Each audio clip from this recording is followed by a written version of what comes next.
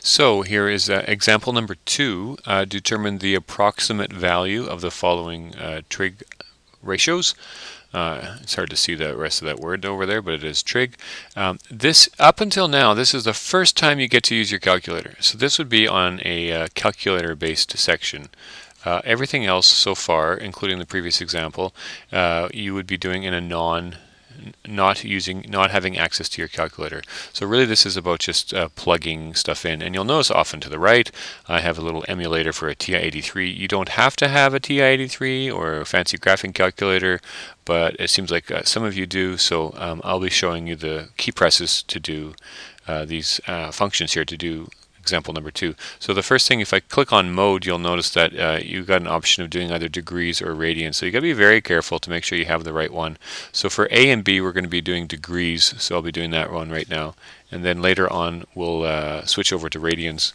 So in the first question here, I have to find the tan of 100 degrees. So all I do here is, once I get this to quit, all I'm going to do is press tan and then press 100. And then I'm going to get my answer, and so there it is, negative 5.67, all that.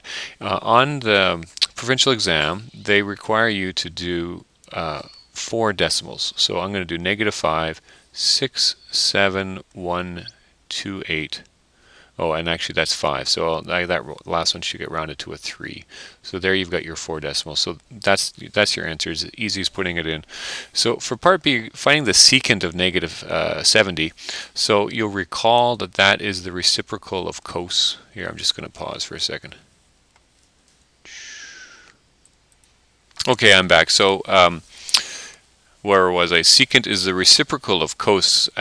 So there's 2 ways of doing this one. You can say one is figure out the cos of negative 70, right? And then do the reciprocal of it. Okay, so let's figure that out. Let's do the cos of, and use the minus button here, negative 70.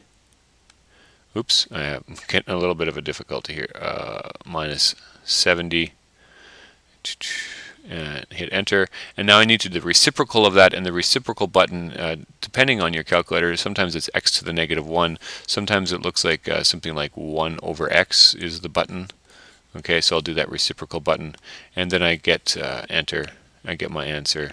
Try to do, okay, equals 2 point, and again I'll do 4 decimals, 9,238.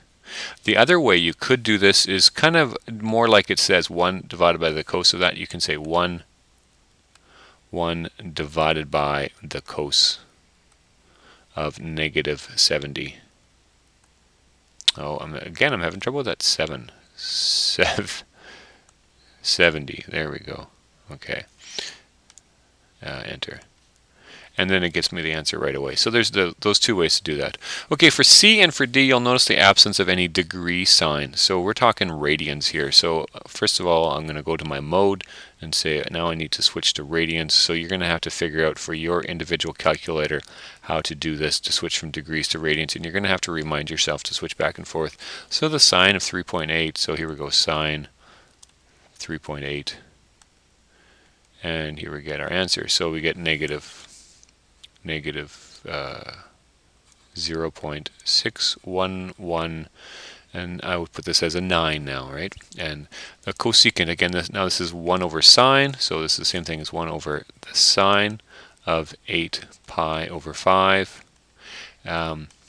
Here's the nice thing about this calculator. I can go 1 divided by the sine of, now I need to do 8 5 over pi, so I can just type in 8 pi, I need to use the second function here, 8 pi divided by 5, right parentheses, and then I will get my answer. And because this is all considered one item, I don't need to put brackets around that, and I'll get my answer is equal to negative 1.051. If it's a 4, 6, I'll put a 5 here.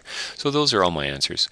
So let's just think about what this looks like to visualize more than just the calculator. The sine of 3.8 is equal to that. So if I remember, if you recall, I should say, this angle of 3.8, another way of thinking about it, it's this arc length, right? So this is 0, this is pi over 2, this is pi, right? And this is 3 pi over 2, just for those 4 spots. Pi as a decimal is approximately 3.14. Half of pi, so if we did over here, we said 3.14 divided by 2 is 1.57. So as a decimal, that's equal to 1.57. So if you're looking at what's 3.8, 3.8 is going to be a little bit larger than 3.14. Here, if I say plus 3.14, so this is about 4.7. So this sine of 3.8, so in other words, if I took, here I'll get to a different color, if I did an arc of length 3.8, it would start here and it would end somewhere a little bit past here, right? It's larger than 3.14, it's less than 4.8.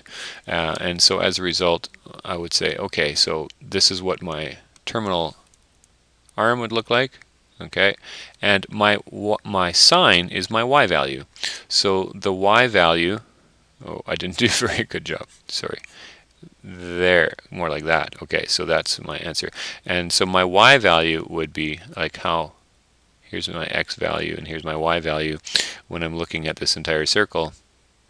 Right, so if this is -1, this would be, fairly close to -1. So that's why my drawing isn't great to scale, but -6.119 kind of makes sense because it's in the negative answer. So you don't have to do this kind of visualizing. I just thought I would throw that in there just to help you a little bit. All right, let's go down to the second section here about determining the exact value of the following expressions. When you see exact value, it's a pretty good indication that you're not going to be using your calculator. Okay, and this would be an example of that. So we need to think about the cos of 120 degrees and the tan of -135. It's kind of like our example 1 questions, except for we're combining a couple of them together. So we have to think about what is the cos of 120 degrees. So in other words, if my thinking in degrees now, where is 120 degrees? So here is 90, and then it's going to be 30 more than that.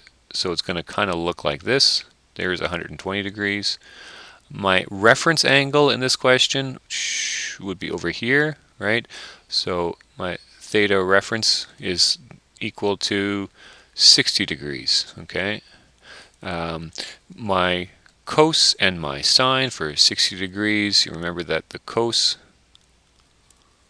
for 60 degrees is equal to 1/2. It's the x value over there, and in quadrant number 2 it's going to be negative. So the cos of 120 degrees is equal to -1/2. So I'm going to start off and I'll put -1/2 right over there, minus whatever the tan of -135 degrees is.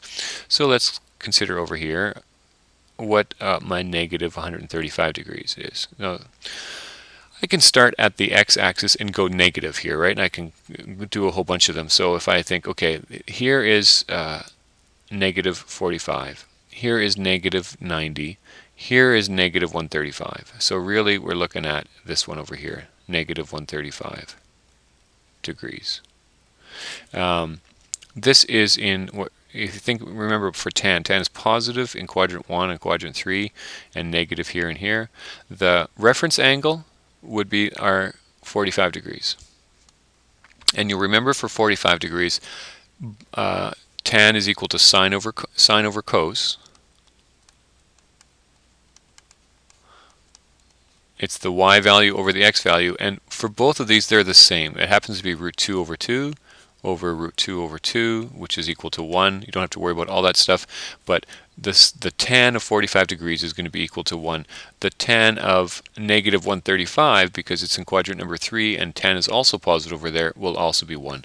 So I'll say minus the tan of -135 degrees, so -1, which will equal to -1.5. or -3/2, however you want to write it. Okay, so there's my final answer. Let's take a look at the second one, answer B.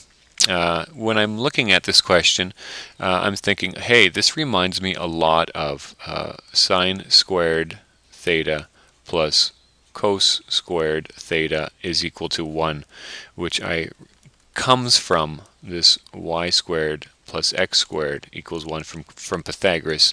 So we'll see this showing up more and more in this course. So if you can look at this, the shortcut would be, hey, this is 1. No matter what that angle is, it doesn't really matter. The y value squared plus the cos value squared is equal to 1. And we've been doing a little bit of that before, right? Or you could do it the long way, and you could say, hey, what is 7 pi over 6, and figure out the sine and the cos for it. So let's say if you didn't take the shortcut, you didn't see the quick answer. 7 pi over 6 is, well, this is a full pi, so 7 pi over 6 would be an extra pi over 6 past, right? So this is 7 pi over 6. My reference angle would be equal to pi over 6, okay? Where sine, the sine value is going to be negative because it's in quadrant number 3, and the cos value is also going to be negative. So the sine of pi over 6 is going to be root 3 over 2. No, sorry, 1/2. The sine of 7 pi over 6 is going to be equal to negative 1/2. Okay, so if I'm looking over here, pi over 6, this is 1/2, but in quadrant number 3, it's negative 1/2. So that's the first part. Now for the cos of pi over 6, which is our reference angle, this one is root 3 over 2. And the cos of 7 pi over 6 is equal to negative root 3 over 2. All right, so maybe I'll switch to a different color so not so confusing. So looking over here, sine squared 7 pi over 6. Now, sine squared pi, or of theta, I should have mentioned this before. This is the same thing as this. Sine squared theta, we put the 2 there. It means the same thing as squaring the whole thing. Okay, so I'll rewrite it like that just to make it right. Now we figured out that the sine of 7 pi over 6 was negative 1/2. So here this will be negative 1/2 all squared plus negative root 3 over 2 all squared. Oh, and I shouldn't put equal 1 because I don't know that yet. I didn't take that shortcut, so I'll erase this. I'll try to erase it. There we go. And we'll go back to our green.